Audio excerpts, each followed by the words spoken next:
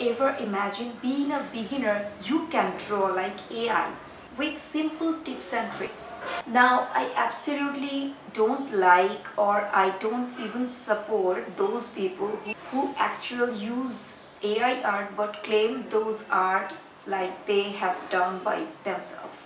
I must say you that I just love the AI art style, you know, the appearance, the look and feel, like too much things are going on with light and shadows on those drawings. In this lesson, we are going to learn those AI art and we will implement that style into our drawing.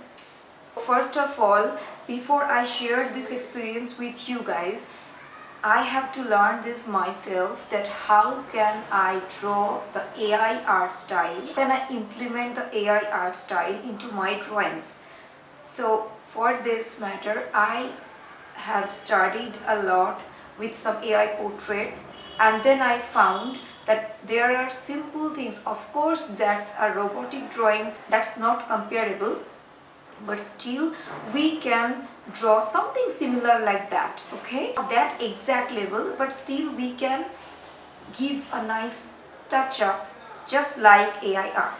Okay, let's get started.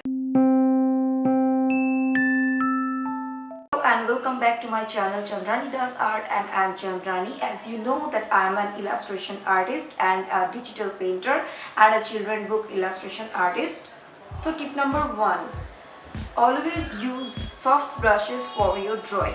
Yes, soft brushes will give your artwork a nice look of extreme smoothness and blending effect, which I usually find on AI arts.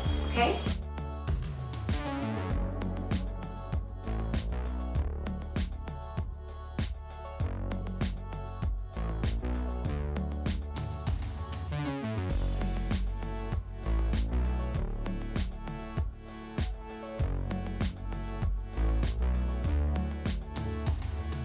Tip number 2, always do eyes bigger than it's normally be.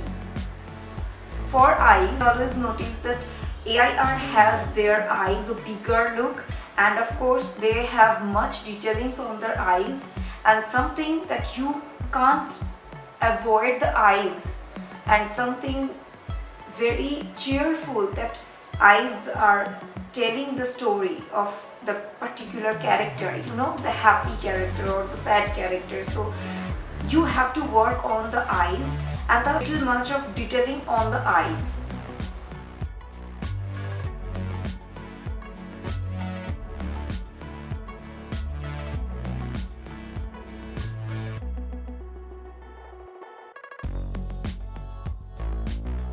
Tip number 3, right? So here comes the detailing part. Of course, that's a robotic drawing, so it has different kind of, lot of detailing, which normally for a beginner it's not possible for us to do that. Or sometimes, to be honest, I actually don't like to spend a whole day for a single digital portrait.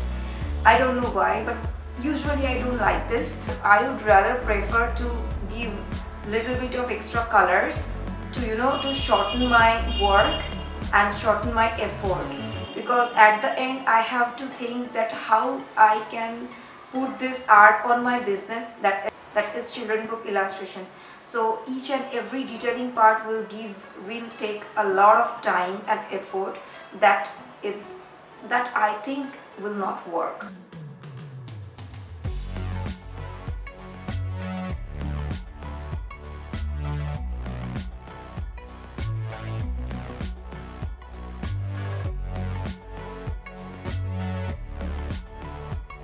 You have drawn the whole artwork. Now finally it's time to background.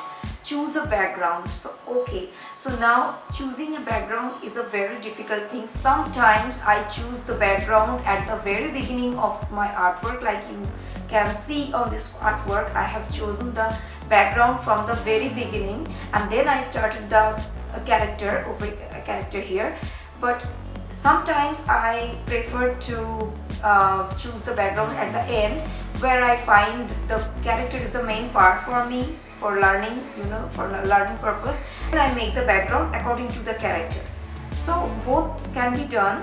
So choice is yours, whatever you like. What option do you like? It's absolutely perfect, absolutely okay. For the AI art, I always find the background to be more blurred than usually it should be on any kind of children book art.